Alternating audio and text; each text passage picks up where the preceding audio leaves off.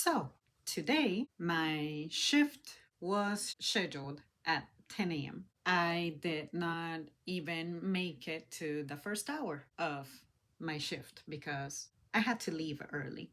And the jump cuts that you're going to see in the beginning, a few seconds apart, it's because I'm still in my calming down stage.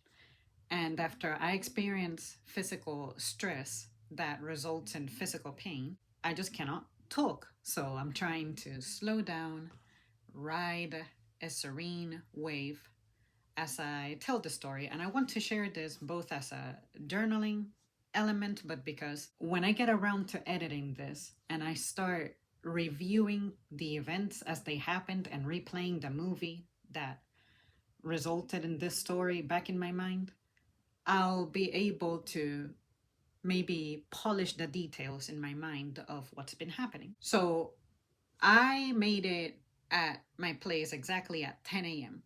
I punched in exactly at 10 a.m., which usually I'm one of those people who's like skirting through and punching in maybe a minute, 2 minutes, right on the money before being tardy and stuff. And it's because sometimes, no matter how hard I try, I just fall behind in the morning as I'm getting ready. Either I have to go to the bathroom again, or maybe I forgot to give Dusty water, so I just sprint upstairs to his little jar and fill it up. By jar, I mean bowl. I just like to call it a jar because it's a more compact looking one. And I'm like, this is just not me. I'm not someone who does not fulfill the responsibilities appropriately.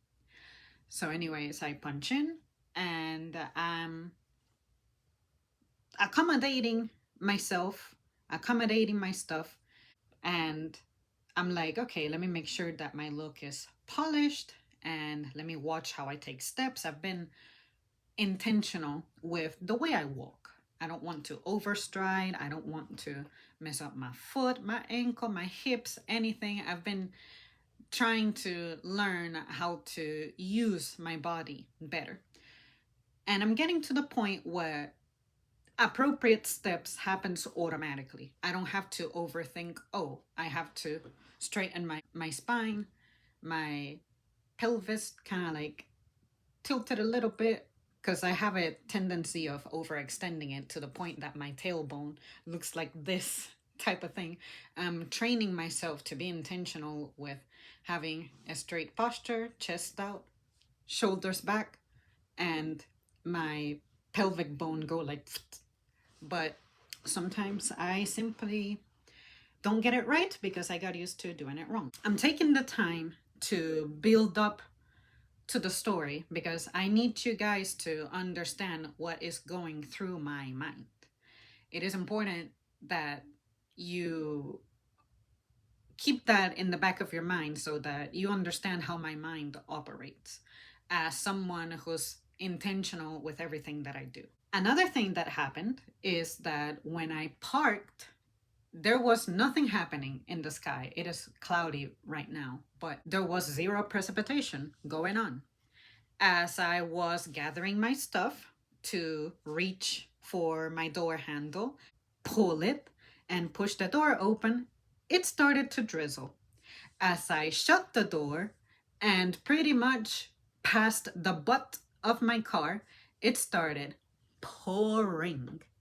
I picked up my pace and I pretty much got sprinkled on, but it was enough to where my glasses got wet. And I don't know about you if you've ever worn sunglasses, if you don't wear glasses, but for some reason you wear lenses and water droplets get on them, or say when you're driving and rain starts hitting your windshield, what do? You turn on your wipers. Well, glasses are no different. You have to wipe the water droplets away so you can see better. That's what I was in the middle of. But anyway, I say to myself, you know what? I'm actually going to wait until before I settle down on my register so that I can make sure that I wipe them in a way to where it doesn't leave smudges. I wanted to use my spray. Well, as I head toward my work area, I make it to my counter and I settle down my two drinks. I had one of these, which I never have at work, but yesterday I took a sip of it, left it at home, and I said, you know what, I'm not gonna bring that to work. But today, this was from 3 days ago. This is that cherry powder review that I haven't even posted yet, but I have recorded. I just need to put it together. I'm like, this is gonna take me 3 to 4 days to end because it is mad sweet. So I said to myself, okay, today at work I will take it, and this is going to serve as my treat, my candy to get by on my shift. Would you believe me if I told you I have not taken a sip of it? And it is already 11:09 a.m. and I haven't even made it to taking a sip from this.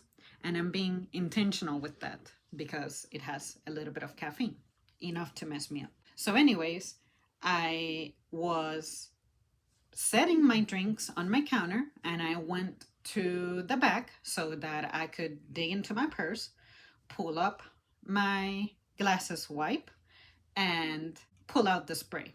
I didn't even make it to pulling out the spray because somebody knocks on the door and they go, are you going to ring up this customer? And I'm like, there's a cashier out there already. Well, it turns out that I heard this thud that is all too familiar, which is the sound of a next lane sign being placed on a register. Remember, I am not settled in on my register. I put down my personal items and then I ran to the office as quick as I could because I'm trying to be considerate of the fact that I know that there's going to be someone waiting on me, but I'm experiencing something that's disabling me. I'm experiencing a visual impairment from the precipitation that I cannot control. I have to wipe my glasses a certain way so that it doesn't leave smudges that make me uncomfortable. It just makes it unpleasant to look through. All those little things, right? Anyways, as I was wiping down my glasses, I pretty much opened the door with my elbow. And I'm told by someone who's not even from my department to help a customer. And I'm like, okay, no problem. It sounded simple. It sounded like she just needed to pay for a little something. So then I thought, okay, I can do this. Turns out that she needed her order to be rung up. It wasn't like an order that was saved and they came to customer service to get their payment method to work. It was, I had to ring up, I guesstimate those were like 15 to 20 items at customer service without a belt. And I'm like, okay, I can try to help. Well, the person who is not a supervisor who's running the floor at that instance goes like, hey Sam, the line is backing up. And I ignore the crap out of her because in the past I have experienced instances in which we are collaborating, meaning running the floor. I was training somebody and I was urging her to get on a register. I could not abandon my trainee and she didn't want to support me. She said, I'm running the floor. And I'm like, well, I'm running the floor too and I have a trainee. I can do it, you can do it. And when I'm alone running the floor, I can take a second to open up the register because our customers are our priority here. And for some reason, I never, ever, ever see you trying to get on a register whenever the lines are backing up and you're running the floor. You're supposed to be willing, prepared, able, jumping, eager to get on the register. But for some reason, you like to avoid getting on the register. Our job title is cashier first above anything, before anything else. And unless it's coming directly from a supervisor, like very seldom does a supervisor ever deprive me from getting on a register. They know it's the priority. I have experienced a supervisor discouraging me from getting on a register once, and that was because they had an emergency and they needed to really go to the bathroom, and they said, please don't get on the register because if something happens at another spot that needs your help, needs your key, you won't be able to make it, and that may cause other issues. That's fine. Once in my 12 years being there, have I been told, don't get on a register once. And this individual who I'm describing right now, she's only been there for like what, 3 years, 4 years at most. And somehow we do not understand the order of things, the priority of things. Unfortunately, I know the source of this issue. The source of this issue is that in my department, there is a society of individuals who are feeding each other in a way that, in my personal opinion, my personal feelings, is not appropriate. It is good that you're friends with people. It is good to be friends with your coworkers, especially if you can compete amongst each other and I guess support each other or maybe encourage each other, something like that. But the problem is that these are individuals who do not take rejections well. In addition, they do not understand that being friends with people does not mean that all of a sudden work is no longer work and work instead is a playground. I understand what it's like for work to get difficult. I understand what it's like for work to be demanding, to where you need to practice activities that help you get by, help you get through. And one of those ways can be socializing. I've had seasons like that. I have experienced that where we have someone I'm tight with in the team and I'm like feeding off the energy they give off because we have a compatible personality. Everything from our sense of humor, our sense of integrity for the job, our pride, all those things, we happen to match up. We happen to be aligned. Presently in my department, I really don't have that. I cannot say that that team we have now is conducive for my joy, for my excitement, because I am an overperformer. And the others are okay at their role because they're used to it. They know what they're doing. They've been doing it for a year, 2, 3, 4, 5 in some cases. One of them is a 9 or 10 year vet by now, and they really haven't improved much on their performance. But what I'm saying is that you can get through the shift because you know how to do that job, but you don't necessarily complete your job when it branches out onto other things. Say, beyond the register, occasionally you may need to tend to a housekeeping situation. Occasionally, you may need to go outside in 100-degree weather or torrential rain or God knows what to do things like retrieve carts or even push a cart out of the way because someone decided to leave it on a curb and it could start rolling and hit somebody or hit a car or anything can happen. You have to clean the lot, pretty much. It just happens. But there are some individuals who, if anything represents a challenge or physical discomfort, they will absolutely reject it. They will refuse to do the job. And I'm the complete opposite. I'm like, ooh, we gotta go out there. Okay, let me get a raincoat. Let me slide my feet with socks into a plastic bag and then slide my foot into my shoe with the plastic bag on if I have to, and then go out there. I see a challenge, I'm like, hell yeah, challenge. I will wear a hat. It will be futile at keeping the raindrops away from my face, but at the very least, it helps to mitigate some of the damage. I don't turn my back on the challenge. I find ways to adapt to the challenge. I cannot say that the members in my team are eager to do that. It gets so bad to the point that my managers, who are admin workers, they are the ones who rely on delegating that stuff to us so they can run the department in other ways. They have to stop what they're doing. This is affecting their image, their job performance, and they are the ones who have to go out there and challenge themselves with the entry-level tasks that we are supposed to be responsible for. I don't know about you guys, but when I see that my managers have to do all that, I feel like the blood is being drained of my body because I know that this is going to cost us somewhere. That means that something is not going to get done on their end that eventually is going to catch up with us. We may not see it immediately, but it will happen. An example of that could be our managers' cut off time to order supplies may be exceeded, and they genuinely forgot because they were occupied and stressed and not being supported by those of us in my position, my lateral co-workers refusing to do their part, and this is affecting my manager's job performance, and by extension in the future we're going to see the consequences of my manager suffering like that.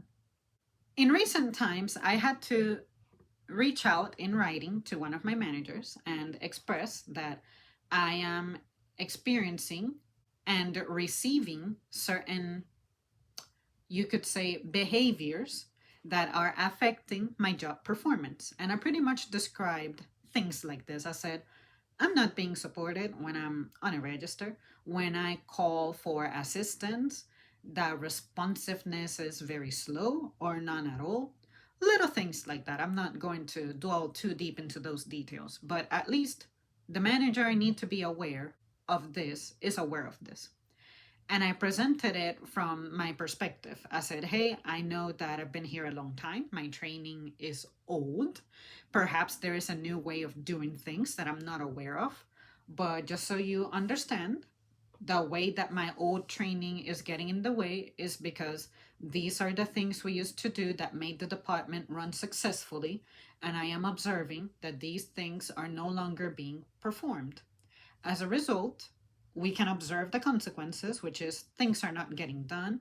Some customers are dissatisfied, which I 100% agree with them. I may say what I say here about customers from time to time, but I do understand when they are upset because we are underserving them, under delivering. I will always own that. Even I make mistakes in that regard. Doesn't happen often, but when it does happen, I can immediately recognize my shortcomings. And because I recognize my shortcomings, I observe that they are more open and accepting and forgiving of those things. They know that it's not practical to expect 100%. We will have slightly off days. But to have a completely off day, you will never get that from me. Even if, say, my interaction may not be the most cheerful, it doesn't mean that I'm being rude or I'm not being considerate of your items or ringing you up accurately, whatever details it may be. Even if I'm not outwardly looking my happiest, I don't take it out on you. My tone will still be calm, it will be gentle, it'll be welcoming, warm, all that, even if on my face I'm not smiling. And fortunately for me, I wear the mask. So that gives me a little bit of a leeway. It lets me slide with certain semblances that I may be exuding at that moment in time. And I also do that on purpose because I know that sometimes I just do not wish to control my face. It is what it is. That's what you're getting. But I don't want you to feel offended by it when you should know it's not your fault. To avoid the commentary, I just cover it up. That's it. A solution. I'm a very solution-oriented person. So anyway, with all that background information expressed, let's get to today. Well, today, back to when I heard the familiar sound of a next lane sign being put on a lane, I thought to myself, I hope that whoever is running the floor is aware that I'm not there yet and I won't be ready for about another 50 seconds to a minute because I'm over here getting my glasses prepared. I'm getting myself prepared. I just came from outside from the elements and it just takes me a second. At least it takes me, the most it takes me is about 20 seconds. I know people who will spend 5 minutes, 10 minutes to get to their register. And that's one of the things that inspired me to start arriving late at my shifts because I thought at least when I arrive, I immediately get on my register. But the problem with me arriving on time or early, like I used to, is that I was being left by myself for prolonged periods of time. Because again, as soon as I get there, I'm focused. I immediately get on my station and I start working back to back to back to back. But then I thought, well, since I cannot help it, I cannot control me actively going somewhere to have a conversation, or say my supervisors for some reason with me, I guess because I'm reliable, they have a tendency of putting me on a register quick, but other people, the underperformers, they don't push them. And I'm willing to bet, based off the commentary I have received, is that my performance is I'm two cashiers in one, based on speed, product knowledge, procedural knowledge, abilities, all that. And I'm thinking that is not fair, because now you are creating an over reliance and over dependence on the people like me, the people who perform well independently. You guys don't help me get the lines caught up, at least in a timely manner. You're not present for customers whenever they have questions that go beyond my ability to assist them, because I am tied down right now. I'm busy. I cannot just leave my station to show them something after the transaction is over or anything like that. I just cannot do that. It's impractical. So I need somebody else to be present. I need a body there, but I'm not getting that. And I'm thinking to myself, okay, again, when I get to a place, my sense of responsibility overtakes me, because I cannot be a lazy person. I cannot have that avoidant relationship with the register. It's I get there, punch in, come to my station and log in, and I'm ready to take people, because I cannot disable that in my brain and do what others do, which is bullshit before they get to their station. Then I have to do what I need to do to protect myself from that, which is I will physically arrive later to the building. And that worked for me, because I thought, okay, at least everybody's here and everybody has to wait until I'm settled in. And what was happening after the sound of that sign being put on a belt is that the person who was there before I got there today, which today is a 10 a.m. shift. I never get 10 a.m. shifts. I'm always the first bloody person to make it there. Why? Because I'm reliable. I pretty much never call out. And the folks who were scheduled to be there first thing in the morning, sometimes they don't show up, and that causes a big mess. I'm guessing they prefer to give me that first thing in the morning shift because I'm reliable. So again, being a good performer results in me being punished. I never get to come in late. And today I was excited that I'm coming in at 10. I actually have a 5-hour shift. Wow! That literally never happens to me. And unfortunately, I only lasted 31 minutes in my shift today. That is completely, utterly frustrating. I cannot believe that a 7-hour shift was easier to get through than a 5-hour shift. But for my 7-hour shifts, my roles tend to be a little bit different. I'm not exactly condemned to a station. I may be more of a floater type of role. But depending on who's floating, that determines whether I'll have a good day or not at my station. And I don't think it should be like that. So anyway, what happened was, I'm finally getting to today. The person who was there again at 8, her break is supposed to start somewhere at 10. It can be at 10, 10:10, 10:30, 10:45, something like that. Well, again, I had just settled down my drinks and I went to the back to look in my purse, looking for my glasses, wipe, and my spray to prepare myself. And it turns out this person had closed off and walked away. And I'm like, my light wasn't on. I was not signed into my register. You didn't even say good morning to me. And I know where this is coming from. This is because in previous days, we have experienced challenges to where, again, this is somebody who doesn't like to be on a register, and they do whatever they can, despite being scheduled to be on a register, they do things to get away from the register role, or at least waste time in conversations or in other tasks to avoid being on the register. Nobody likes to be on the register. I have expressed that I like to be on the register because to me my job is not a burden. But just because I like it, it doesn't mean I want to be by myself doing it. So anyway, she left to take her break. And then the person who was running the floor, who's not a supervisor, was telling me to get on a register because the line is backing up. And I'm like, okay, you're a cashier as well, you're qualified. I'm actually here, A, preparing myself, and B, assisting a customer who I was referred to by another employee who is not even part of our team, who is not qualified to help this person. I was trying to help them help this lady, and I just got here, and none of you clowns have even said good morning to me. And I'm supposed to be like eager and ready and willing and wanting to go assist out there? Y'all do this to me all the fucking time, which is you take 10 minutes, 15, 20 minutes to make it to your station. But for some reason, when you depend on me to be on the station, on my station, I guess you're too used to me being reliably and faithfully in my station that when you don't see me there, you freak out. You don't know what to do.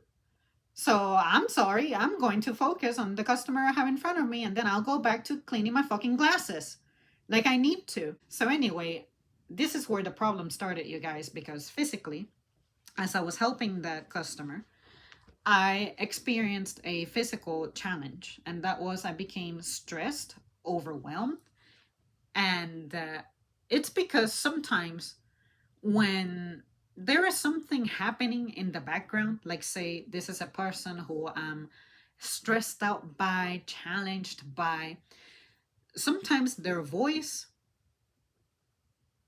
their presence, it's like I pick up on their energy and my energy of how we're two spirits who are not matching. That just messes with me physically. It's like some kind of noise, physical, I don't know, particle hits me that it legit messes with me physically. As I was helping the customer at customer service, I started feeling that when I heard the voice of this other person going like, Sam, the line is backing up. Need you on a register. And I'm like, you see me interacting with a customer, and for some reason you feel like it's a better idea to interrupt me helping them as opposed to you, perfectly capable cashier, getting on the register and mitigating the one customer who was floating around looking at all of our lanes being closed because the other person, our other cashier, did not wait for me to be settled in. You did not ensure that I was settled in. You just assumed, you saw my body, you know I'm scheduled for cashiering, you just assumed that I was immediately getting on a register. And that mess is something you created. And sometimes I feel like you did that on purpose and on bad faith because you know that people are going to be upset. You are a miserable ass. You like to create drama and you wanted to create that drama on me. But fortunately, I'm mature, overly mature for my age, and I know how to handle that peacefully and calmly with the customer. But I was already upset and stressed out over the kind of shift I was going to have. And then I also observed that I was not being supported at my register. I was not being backed up. I was not, I'm telling you, nobody even said good morning to me. And I was like, okay, we'll see how this goes. Well, I assisted maybe 4 customers in total. It wasn't particularly busy. It wasn't anything crazy, anything bad. And what was so sad is that all of the customers I assisted, the 4 or 5 I assisted, they were very nice. They were very sweet. They were in a good mood. They were smiling. One of them even had a kid, a baby, who was really happy and everything. And I was happy. I was matching their energy because I was enjoying the fact that I'm having very good customers today. And I said, okay, my good customers are going to compensate for my shit experience I'm having with my coworkers. Well, unfortunately, that wasn't enough because physically I experienced an emergency.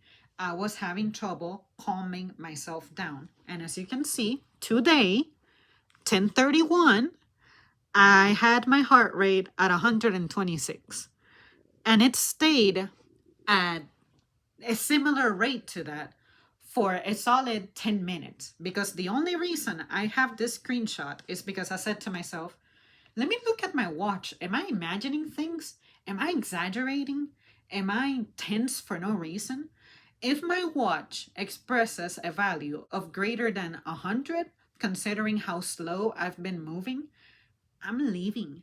Because even right now, as I tell you guys the story, I'm starting to relive that stress. I'm like, my chest feels tight. I feel like the walls around my heart are sore. And my hands were shaking. Like, they're not shaking now, but they were shaking about this much. I am not like that. I'm not that person. You guys know it. I am chill, relaxed, serene, cool as a cucumber. Every time I'm here, when you guys see me here, unless I'm telling you a story of me being pissed off about something, that calm demeanor, monotone, all that shit that you see, that is my default. That is who I am consistently. But at that moment in time, I just couldn't. I was ready to explode. So, what I did is, after I was done with my last customer, I turned off my light. I put up my sign. I didn't say anything to anybody. I took my phone, slid it in my pocket. I visited my supervisor who was performing office work, and I was like, Dear Mr. For the preservation, conservation of my health, my safety, and my mental well being, I gotta go home. I am not feeling well. I'm having trouble calming myself. I'm just not physically, medically in good shape. And this is also affecting my mental state, but I also think that my mental state, due to triggers in the environment, especially led by people, it's resulting in me falling ill. Like, I'm not faking this. And he witnessed that my hands were shaking and I was starting to hyperventilate. And then he immediately supported me. He urged me to take a second to catch a breather and to go and do what I have to do to take care of myself. And I said, perfect. That is the support that I needed. I am sorry. You know, this is not me. But just so you know, this is being dealt with. And this is nothing new.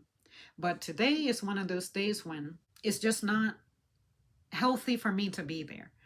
And I have to be responsible for myself because I definitely do not want to pass out here. I was starting to feel lightheaded, again, something I never feel. And then I said to myself, the next thing that's going to happen is if I have tinnitus, like if my ears start ringing, I know I'm going to go to the ground because I am containing so much rage and anger in an effort to protect our image and as a representative of the team and a co-representative with my manager. I am super proud of my manager, like my department manager. I am proud of him. I want to serve as a good representative along with him of our place. And our new manager who we have for the store, she has been amazing. She has been great. I also don't want to cause something to happen, but I do need to set aside some time to introduce myself to her, express my challenges, and see if she has any advice for me, because maybe this is the person I need in my life who's new to help me overcome this and become better myself. I know that I could be better about this with my attitude, but when you have been going through this for weeks and months and years, it's okay for me to start losing my mind a little bit.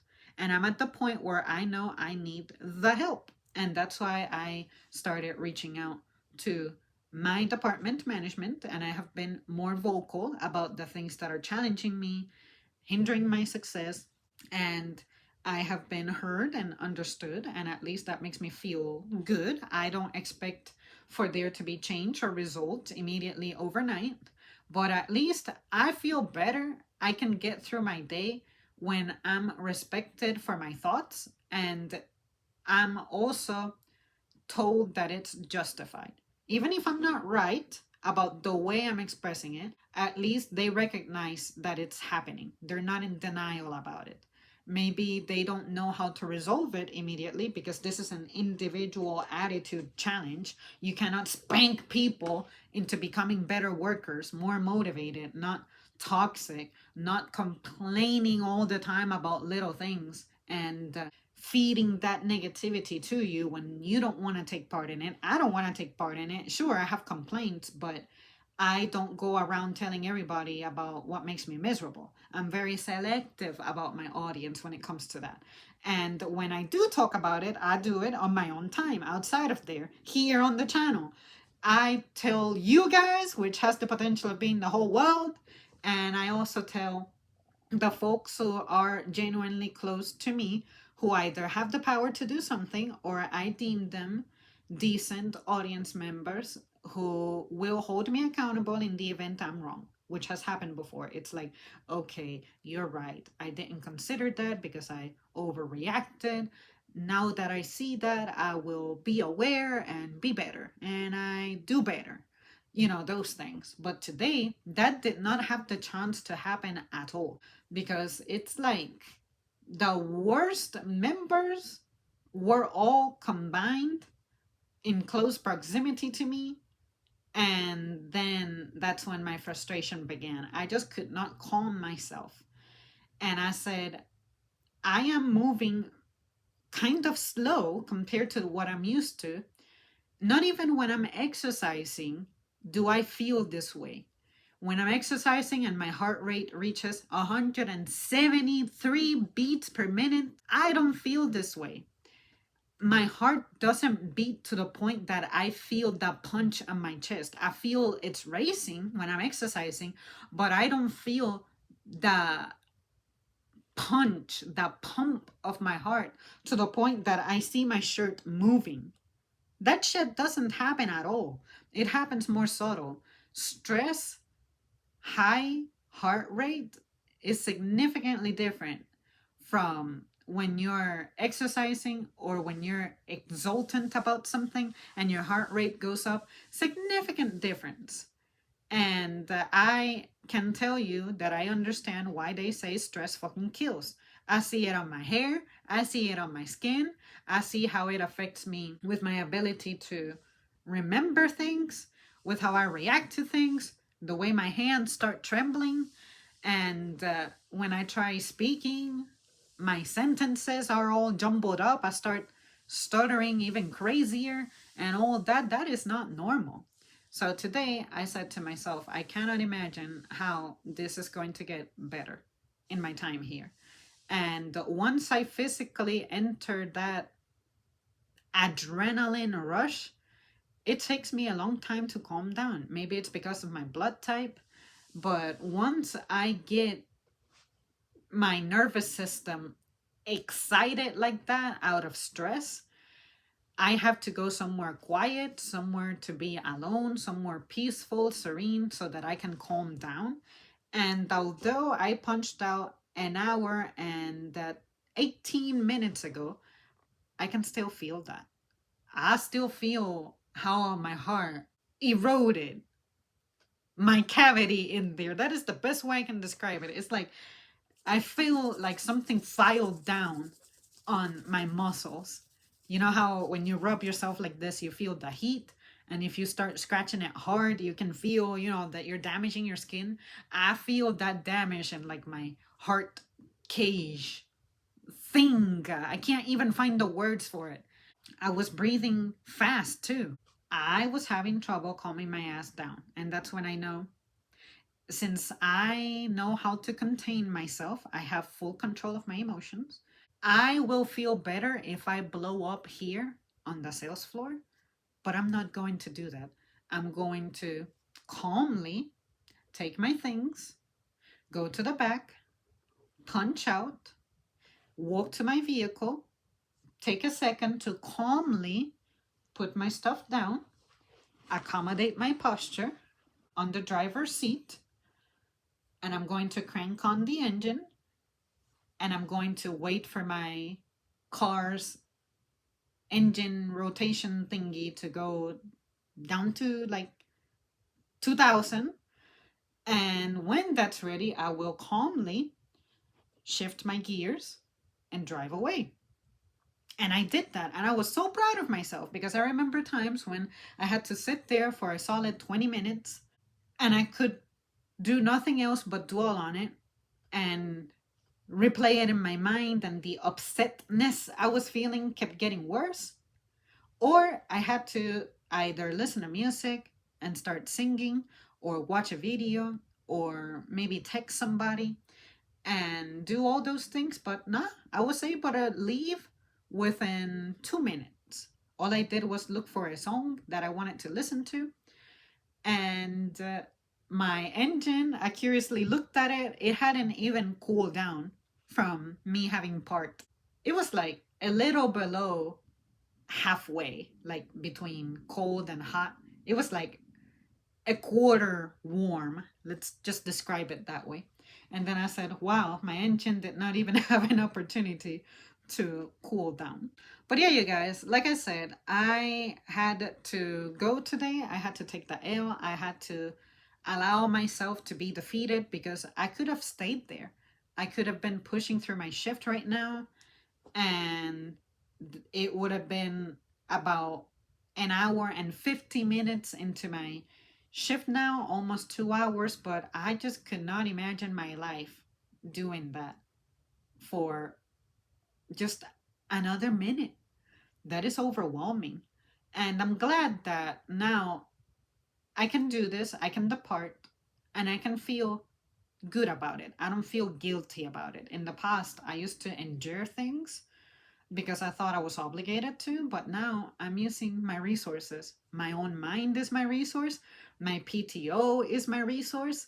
My, what is it? The amount of absences that I have not had enable me to do this. I'm like, hey, I'm having a bad day physically above everything and mentally as well. I have to go and I'll come back and try this again. And unfortunately, it seems like at least 4 times a year, I seem to have to escape from my shifts. I remember I went some years straight uninterrupted from my shifts. I always fulfilled them from start to finish. Well, first of all, I was younger. Second of all, I was better supported. And third of all, I guess I also did not always know how to walk away from things. I always felt like I had to endure those things and stay there. But now I'm like able to humiliate myself and be like, you know what? I'm not going to win today. And that's fine. Let me use my resources. These resources I kind of had in the past, but I just did not feel confident about using them. But now I do. And now I feel a whole lot better because I'm being the bigger person for myself that I've always needed to be. And by extension, I'm doing the team a favor because I'm clearly not in the mood. I'm going to be assertive. Some people are going to take offense to my assertive tone, and I can't be there doing that. I can't be like that.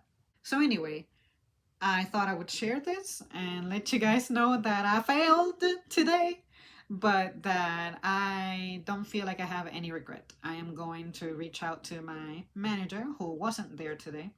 I will let him know what happened and request the advice and try this again. Something's gonna have to happen. What I wish we could do is sit all of our asses down together or maybe individually and be like, hey, you two seem to be having challenges. Have a mediator in the center, a moderator, if you will. And then I'll be like, well, I experience frustrations because I observed this level of underperformance. What's that about? And then this person is either going to justify it, explain themselves, deny that is what's happening, or be like, well, all you have to do is just do your part. And I'm like, well, I can do my part. But the problem is that if I'm doing my part, I'm getting fatigued and tired like the human being I am. And this has an effect on my health. Do you not care? And take it from there, something like that. I love facing off people. I love confronting people. You know, when you have an issue with somebody and they go, okay, you and you sit together, talk it out. I will get angry to the point that I cry. And some people in the past have said, I made Zam cry. And I'm like, bitch, you didn't make me cry. What was happening is I was in feral mode. I was going primal. I was going animalistic. What I wanted to do was get up from this chair, go up to your face, and knock sense into it. But unfortunately, those tears you see coming out of my eyes are the tears of a lot of restraint and discipline, and me deactivating that savage side that we're all born with.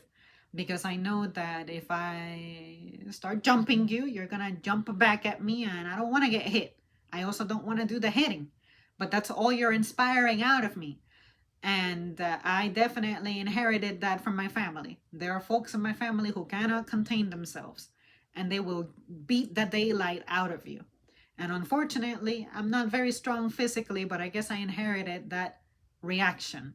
My fangs start growing, my eyes start dilating, I start growling, type of thing. If you're ever conversing with me and I start crying, just know that is a lot of self control that I'm expressing right there. You are not hurting my feelings. What you're saying is not what's making me cry. What's making me cry is the inefficiency, it's the frustration. When I know I'm right on stuff, that's when my emotions can be affected. When I'm wrong, I'm very humble and I can humiliate myself and be calm and be accepting. And I'll be like, you know what? Yes, you're right. I am so sorry. You know, my head is down. I try to make myself look as small as possible. But when I'm angry because I know I'm right, I make myself bigger. And I'm telling you, I am an animal. So there you guys have it. That is going to be it from me. Thank you so much for tuning in. I needed to again share the story. I'm sure that some of you out there will be able to relate to this. And just know that it happens to me too. I am always calm, serene here on the channel because again, I work hard for that. But some days I don't get it right. And today is an entry on that side of the notebook where I did not get it right. Bye.